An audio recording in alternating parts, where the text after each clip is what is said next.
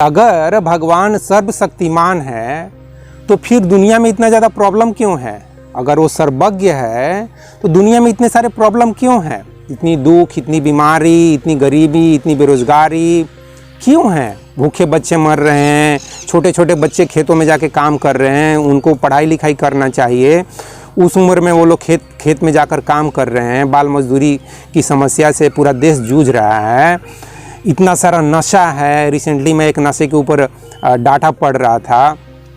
इतने सारे कत्लेआम हो रहे हैं। कोई बॉयफ्रेंड अपनी गर्लफ्रेंड को चाकू से मारकर मर्डर कर रहा है। क्यों यार? एड्स है, कैंसर है, क्षय रोग है, टीबी, ये सब इतनी सारी बीमारियां क्यों? और एक से एक बहुत तरह की बीमारियां हमको जैसे जैसे साइंस डेवलप हो रहा है वैसे वैसे हमको तरह तरह की बीमारियों का पता चल रहा है। शारीरिक बीमारी, मानसिक बीमारी। अगर भगवान सर्वज्ञ है, सर्वज्ञानी है, सर्वशक्तिमान है तो इतने सारे इस दुनिया में प्रॉब्लम क्यों? क्या जवाब आप दोगे? आपको मानना पड़ेगा कि नहीं यार, भगवान सर्वशक्तिमान नहीं है, सर्वज्ञानी नहीं है। और मैं भी यही कहना चाहता हूं दोस्त कि भगवान को सर्वशक्तिमान, सर्वज्ञानी, सर्वव्यापी समझने के पहले कुछ चीज़ों को आपको समझना पड़ेगा। जैसे कि मुझे याद है बचपन में मेरा लड़का भी एक बार तीसरी चौथा में या और उससे नीचे की क्लास में पढ़ रहा था मोरल वैल्यूज़ की किताब। तो उसने पूछ दिया कि पापा ये किताब में लिखा है कि God is everywhere and he is only one.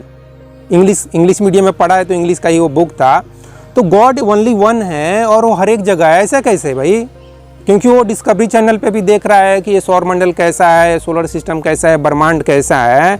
तो भगवान एक ही है और भगवान सब जगह है। How is it possible? तो मैंने उसको बोला कि बेटा कुछ ऐसा है कि देखो भगवान का कुछ आता पता नहीं है, बस ऐसे ही किताब में लिख देते हैं लोग। भगवान के बारे में तुम भी कुछ सोचना, अभी तो तुम बच्चे हो। लेकिन मैं जहाँ तक समझता हूँ कि इस ब्रह्मांड को ही, इस यूनिवर्स को ही आप भगवान समझ लो, गॉड समझ लो। ठीक है? मैं अब तो अपने बच्चे को जो दूसरी तीसरी कक्षा में पढ़ रहा था उस समय उसको मैंने यही बताया।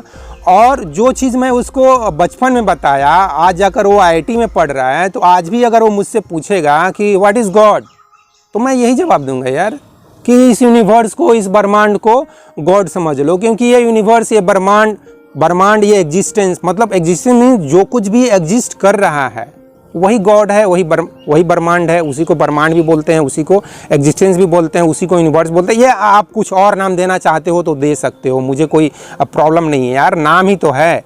अब ये नेचर है, नेचर को आप प्रकृति बोलो, प्रकृति बोलो, कुछ भी बोलो। फ्रेंच में कुछ और बोल दोगे, अमेरिका में कुछ और बोल दोगे। तो कहने का मतलब इस एग्जिस्टेंस को, इस ब्रह्मांड को ही आप गॉड समझो। तो इससे क्या होगा कि ये ब्रह्मांड ओनली वन है, ये यूनिवर्स ओनली वन है, एग्जिस्टेंस ओनली वन है और वो हर एक जगह है। मतलब कम से कम सर्वव्यापी, मतलब जो हर एक जगह अवस्थित है, चाहे उपस्थित है, चाहे प्रेजेंट है।